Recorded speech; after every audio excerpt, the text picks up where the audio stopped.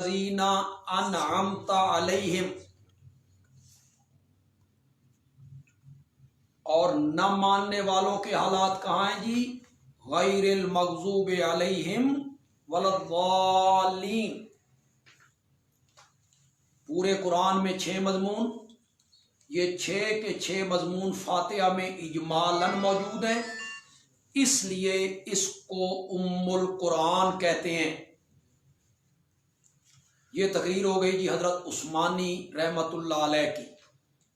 रईसुल मुफस्सिरीन मौलाना हुसैन अली अलवानी रहमतुल्लाह अलैह, वो 2 तकरीरें करते हैं। उनकी तकरीर 2 तरह पे है। पहली तकरीर उनकी क्या है? फरमाते हैं मज़ामीन के एतबार से कुरान 4 हिस्सों में तकसीम है।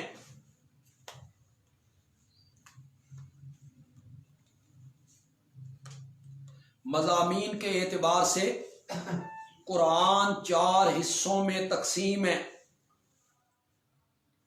पहला हिस्सा फातिहा से लेकर सूरत माइदा के आखिर तक, दूसरा हिस्सा सूरत अनाम से लेकर बनी इसराइल के आखिर तक,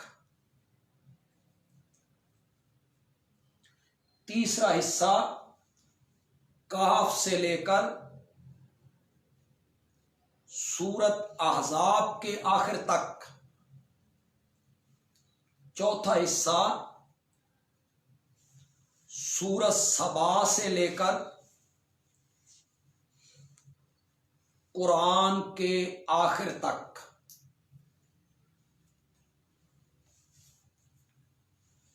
मज़ामीन के एतबार से कुरान 4 हिस्सों में तकसीम है।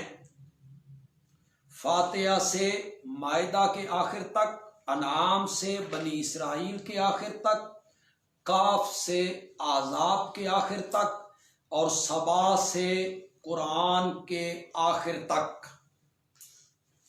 हर हिस्से में ज्यादातर एक मजमून बयान होगा।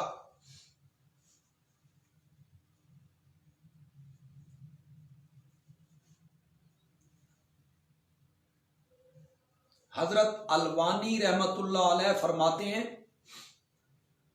कि हर हिस्सा अल्हम्दुलिल्लाह से शुरू होगा। फातिहा भी, अनाम भी, कहफ भी, सबा भी। हर हिस्से की इब्तिदा अल्हम्दुलिल्लाह से होगी।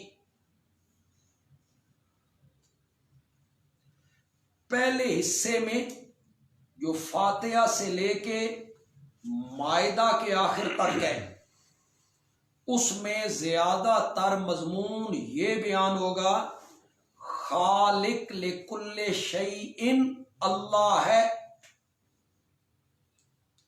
यानी हर चीज का पैदा करने वाला अल्लाह है, यानी ज्यादातर ये मजमून बयान होगा। दूसरा हिस्सा जो अनाम से लेके बनी इसराइल के आखिर तक है, उसमें बयान होगा हर चीज को पालने वाला भी अल्लाह है, तरबियत कुनिंदा, पैदा करने के बाद तरबियत करने वाला, पालने वाला अल्लाह है। तीसरे हिस्से में बयान होगा, जो हिस्सा काफ से शुरू होगा, आज़ाब के आखिर तक चला जाएगा, मजमून होगा तख्ते शाही पर खुद काबिज है।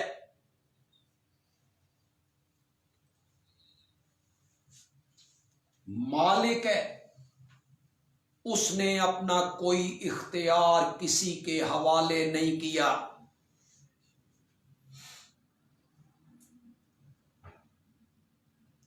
और चौथा हिस्सा जो सबा से लेकर आखिर कुरान तक चला जाएगा, उसमें बयान होगा कि क़यामत के दिन का मालिक व मुख्तार भी वही है और उसके सामने कोई शफीए गालिब नहीं।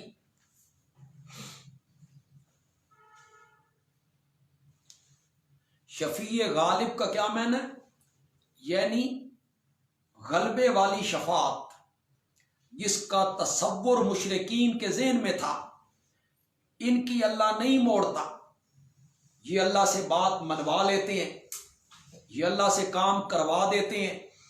इसकी नफी होगी कि कोई शफीए गालिब नहीं है।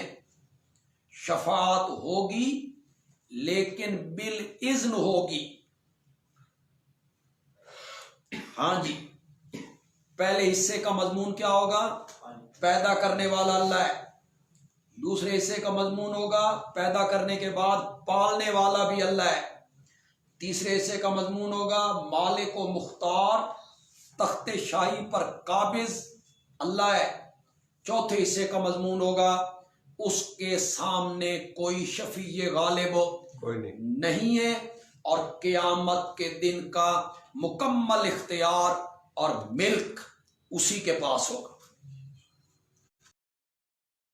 मजमूनों को सूरत फातिहा में इजमालन बयान किया।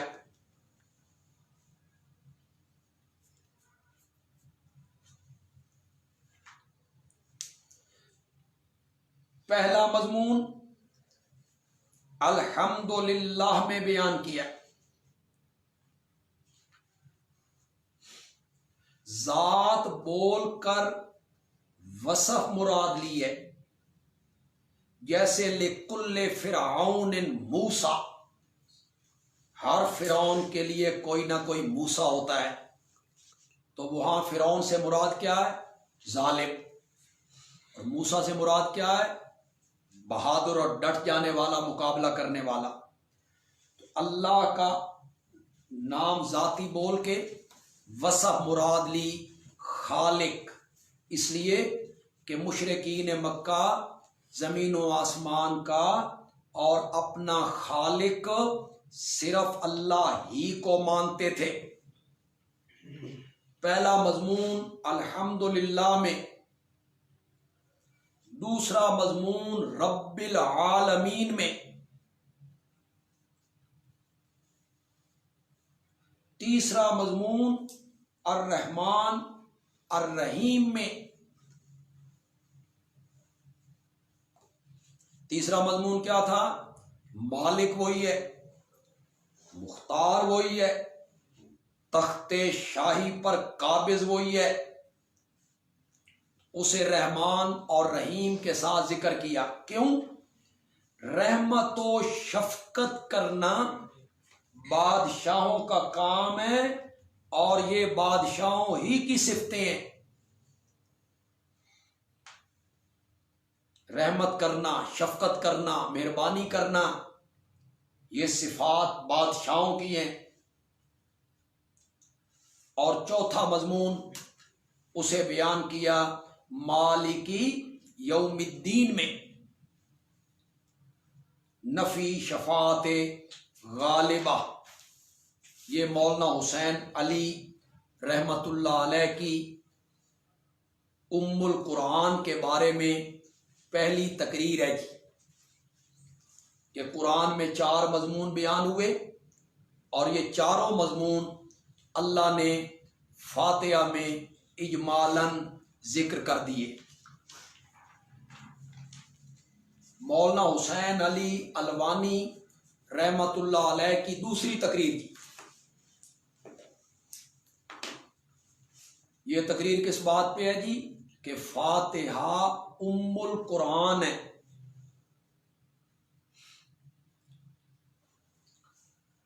फरमाते हैं कि तफसीर खाजिन ने हजरत अब्दुल्ला इब्ने अब्बास रजी अल्लाह तआला अन्हुमा से नकल किया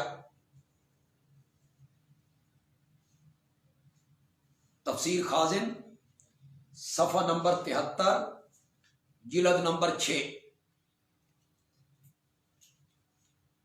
हजरत अब्दुल्लाह इब्ने अब्बास रज़ी अल्लाह तआला अन्हुमा, हजरत अब्दुल्लाह इब्ने अब्बास सहाबा की जमात में जो मुफस्सिर सहाबा हैं उनमें एक नुमाया नाम है। खुद नबी अकरम सल्लल्लाहु अलैहि वसल्लम ने उन्हें उनके लिए कुरान फहमी की दुआ की है जी। तो वो क्या फरमाते हैं हजरत अब्दुल्लाह इब्ने अब्बास, लिकुल्ले शय्इन लुबाब व लुबाबुल कुरान फिल हवामीम,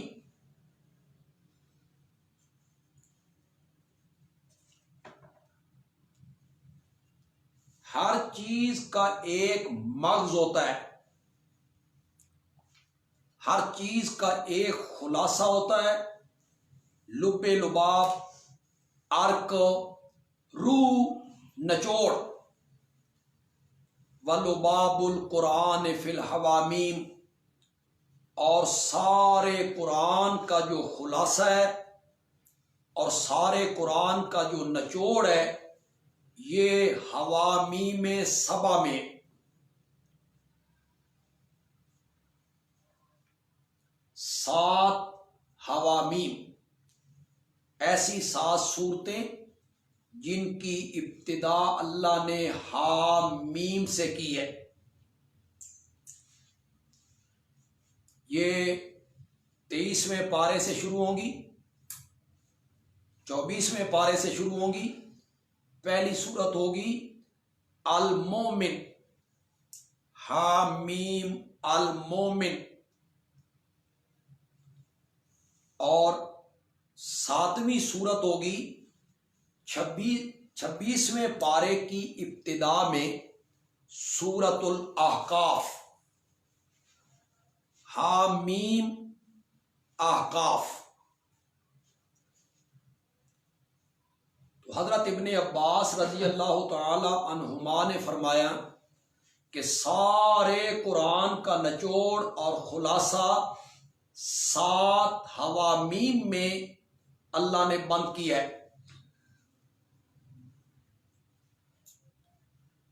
हवामीम की जो बुनियाद है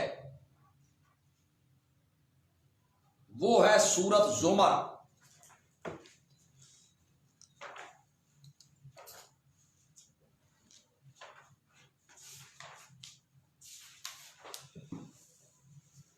हवामीम की बुनियाद मबदा वो सूरत जुमर है। ये 23वां पारा है। 23वें पारे का 15वां रुकू है। सूरत का नाम सूरत जुमर है और सूरत जुमर की आयत नंबर 2 है।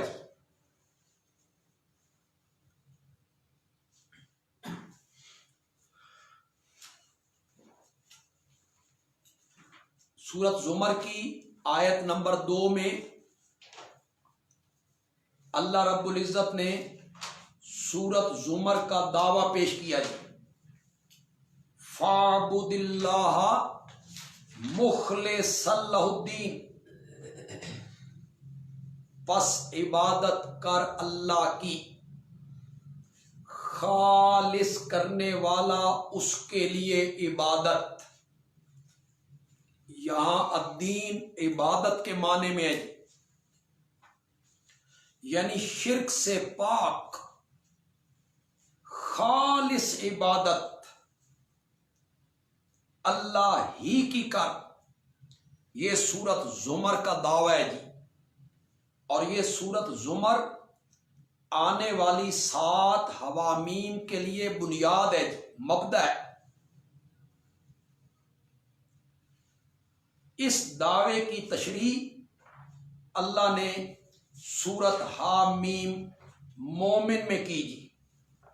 ये 24वां पारा है जी। 24वां पारा, उसका रुकू नंबर है 7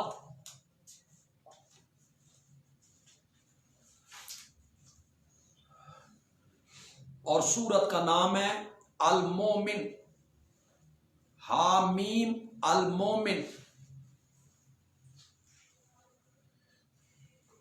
और इसकी आयत नंबर है 14।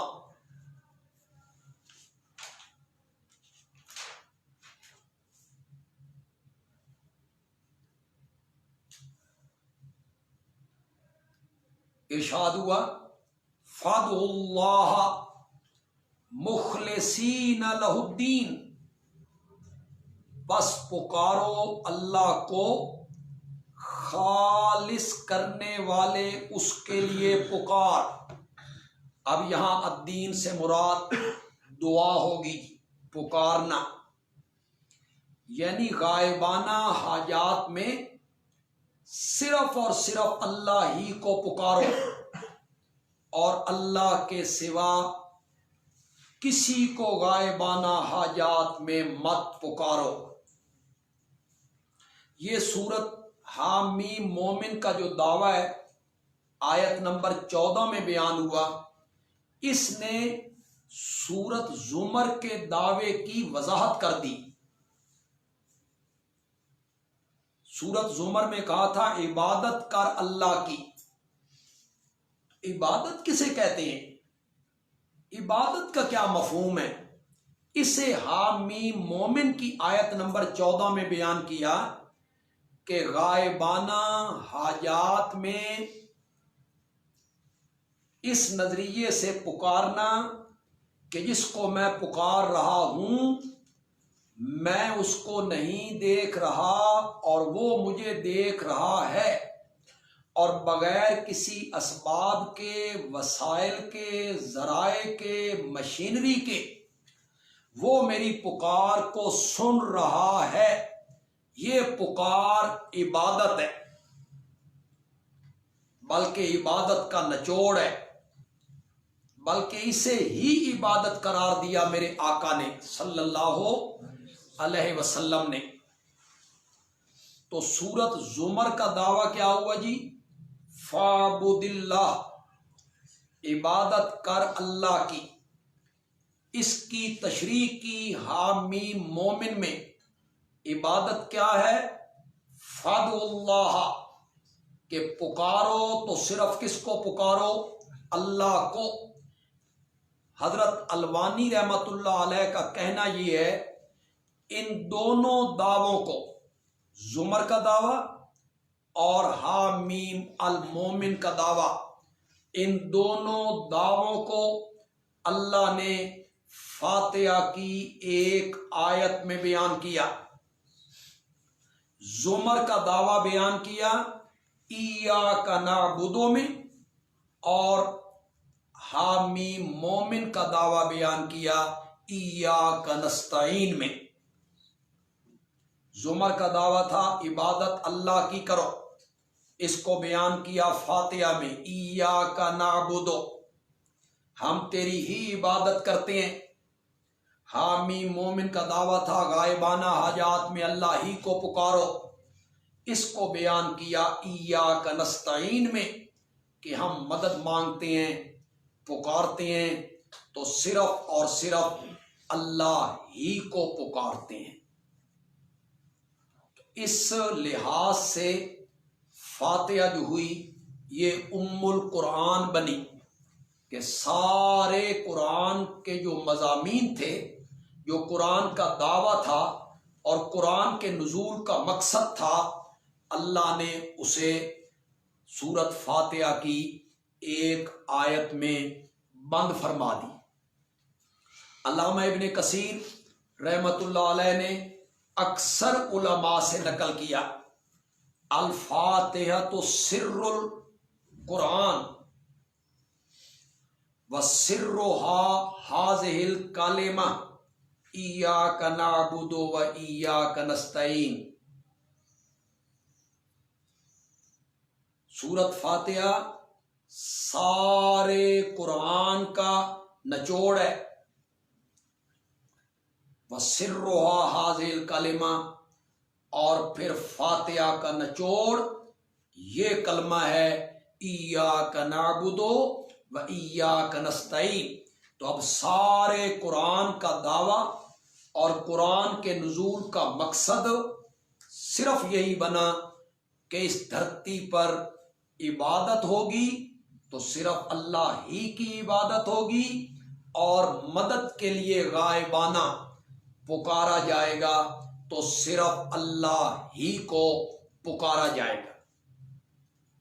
हजरत मौलाना हुसैन अली अलवानी रहमतुल्लाह अलैह फरमाते हैं कि सारे कुरान का खुलासा फातिहा में इय्याका नाबुदु व इय्याका नस्तईन और फातिहा का खुलासा बिस्मिल्लाह की बा में।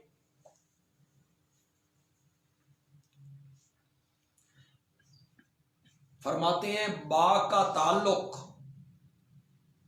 अस्ताइनो मुअख्खर के साथ है जो माजूफ है। अस्ताइनो मुअख्खर माजूफ, बिस्मिल्लाहिर्रहमानिर्रहीम अस्ताइनो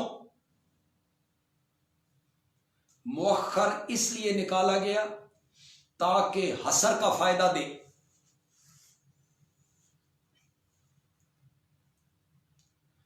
तो पूरे कुरान का खुलासा बिस्मिल्लाह की बा में, और ये बा है इस्तिआनत की। मा फौकल असबाब मदद, और इस्तिआनत एक अल्लाह ही से होनी चाहिए।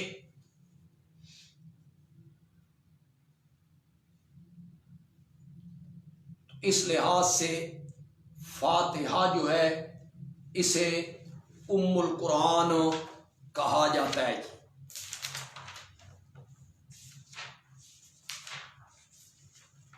अब हम सूरत फातिहा को शुरू करने लगे हैं।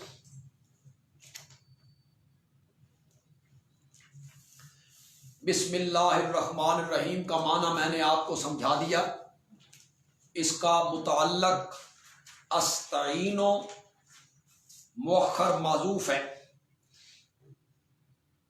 अल्लाह के नाम की मदद मांग के ये काम शुरू कर रहा हूं। अल्हम्दुलिल्लाहि रब्बिल आलमीन।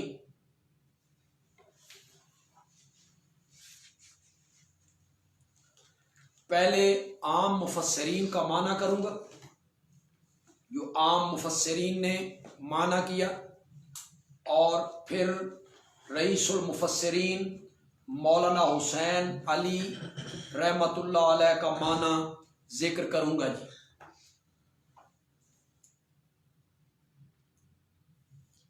एक बात जो थोड़ी सी रह गई है उस पर थोड़ी सी बात कर लेते हैं जी। एक नाम इस सूरत का जिक्र किया गया तालीमुल मसअला।